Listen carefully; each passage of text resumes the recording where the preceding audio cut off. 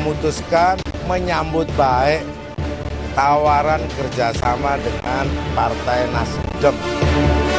Kaget ya, ada politik tidak bermoral dan tidak pantas yang dilakukan oleh teman-teman mantan koalisi atau polisi ya. Kalian lihat kira-kira model saya ini kira-kira ada bakat sebagai pengkhianat atau tidak, ini saja.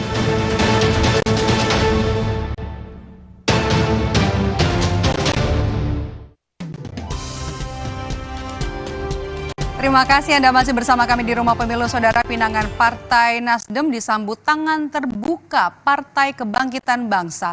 Wacana duet Anies Baswedan Muhaimin Iskandar pun diyakini bisa mengubah peta koalisi di Pilpres 2024. Kemungkinan apa saja yang bisa terjadi? Lebih lengkap soal ini kita akan bahas sore hari ini bersama dengan Direktur Eksekutif Indikator Politik Indonesia. Ada Burhanuddin Muhtadi yang sudah bergabung bersama kami lewat sambungan Zoom sore hari ini. Selamat sore Mas Burhan. Ada yang merasa dihianati. Bagaimana Anda melihat ini? Tawaran kerjasama yang dilayangkan oleh Partai Nasdem ke Muhaimin Iskandar ke PKB? Saya kira memang tawaran tersebut secara elektoral bisa dipertanggungjawabkan. Dalam pengertian Anies Baswedan lemah sekali di Jawa Timur dan Jawa Tengah, yang notabene adalah provinsi kunci yang menentukan secara elektoral bagi kemenangan calon presiden. Pertama kali Pilpres diadakan 2004, tidak ada capres-cawapres bisa menang secara nasional tanpa memenangkan Jawa Timur dan Jawa Tengah. Kebetulan dua provinsi ini adalah basis NU, ya, basis PKB. PKB sendiri di Jawa Timur itu termasuk pemenang pemilu bersama PD Perjuangan.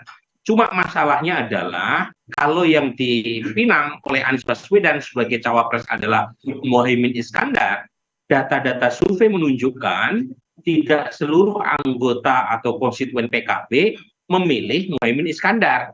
Nah, dalam teori ini disebut dengan istilah split ticket voting. Jadi pilihan basis massa konstituen sebuah partai itu tidak otomatis sama atau sejalan dengan ketua umumnya.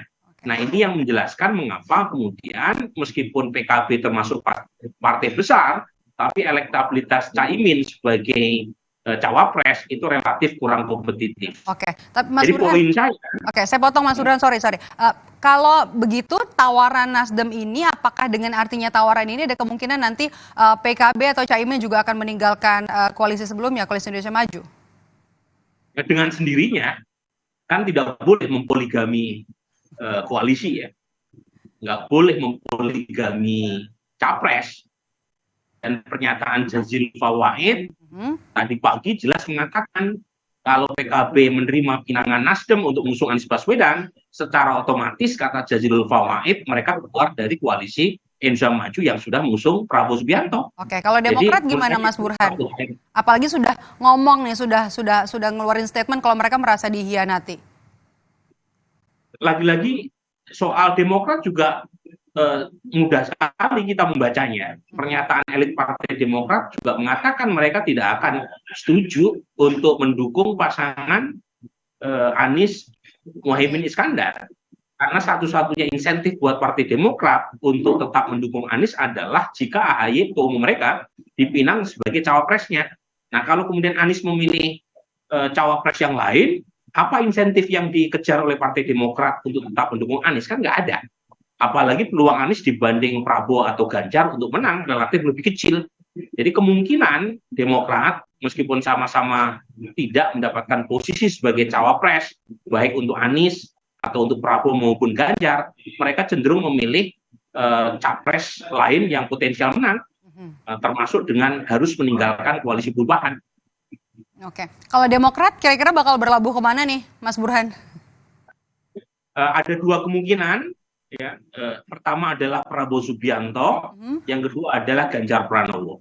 Nah, masalah dengan koalisi antara Demokrat dengan PDI Perjuangan adalah hubungan lama antara tokoh utama mereka, Pak SBY. Agak sulit sebenarnya ya? Yang agak sulit ya. Jadi kemungkinan bisa ke Pak Prabowo karena secara historis tidak ada masalah yang serius, ya, seperti halnya hubungan atau relasi antara Ibu Mega dan Pak SBY. Kalau menurut Anda nih, ngebacanya gimana? PDIP bakal menerima dengan tangan terbuka nggak sih Demokrat ini? Kalau PDI Perjuangan termasuk Mbak Puan kan nggak ada masalah ya. Tapi pertanyaan Anda ini harus ditanyakan kepada Ibu Mega, bersedia atau tidak menerima Demokrat ya, kalau misalnya Demokrat berlabuh ke koalisi pendukung Ganjar. Tapi saya melihat kemungkinan Demokrat untuk berlabuh ke Pak Prabowo lebih besar daripada PDI Perjuangan. Oke, kalau misalnya sekarang kita bahas lagi nih, Caimin, Mohaimin Iskandar, apa yang membuat Nasdem ini melirik Mohaimin Iskandar? Apa pertimbangannya memasangkan Anies dengan Mohaimin Iskandar? Pertimbangannya sebenarnya bukan Mohaimin Iskandar secara personal, ya, tetapi PKB, Partai Kebangkitan Bangsa yang dipimpin oleh Caimin, yang secara elektoral punya daya tarik lebih memikat ketimbang Demokrat. Karena bagaimanapun PKB ini partai besar, terutama di segmen pemilih Islam tradisionalis seperti NU. Nah, Anies itu sangat kurang dukungannya di kalangan warga NU.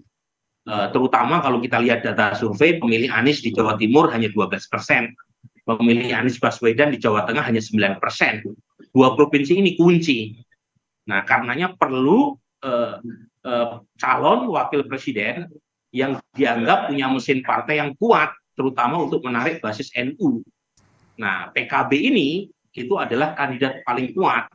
Cuma masalahnya kan tadi saya sebut, memilih Mohaimin Iskandar belum tentu basis massa NU atau PKB ikut serta. Nah, ini masalah yang menurut saya belum harus dituntaskan lah ya, kalau misalnya Anies jadi meminang Mohaimin sebagai cawapres. Oke, kita masih akan tunggu nanti dinamika politik, kemudian juga manuver-manuver lainnya, termasuk juga kemungkinan ada koalisi baru lagi nanti di Pilpres 2024. Apakah juga besok ada deklarasi dari Caimin, Anies Baswedan dan juga Mohaimin Iskandar? Terima kasih sudah bergabung bersama kami di Rumah Pemilu hari ini, Direktur Eksekutif Indikator Politik Indonesia, Mas Burhanuddin Muhtadi. Sehat selalu, Mas Burhan. Dan usai jeda, saudara, Rumah Pemilu masih akan